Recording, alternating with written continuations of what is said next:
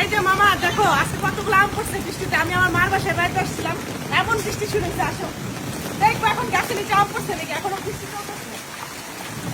ঘরের ভিতরে আমরা যাচ্ছি আম কুটাতে। কি পরিমাণে আম! মামা!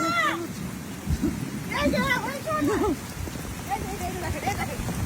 কিরকম পাকা আম দেখছেন? আচ্ছা, পয়সা? এই দেখো। আর দেখো, দেখো।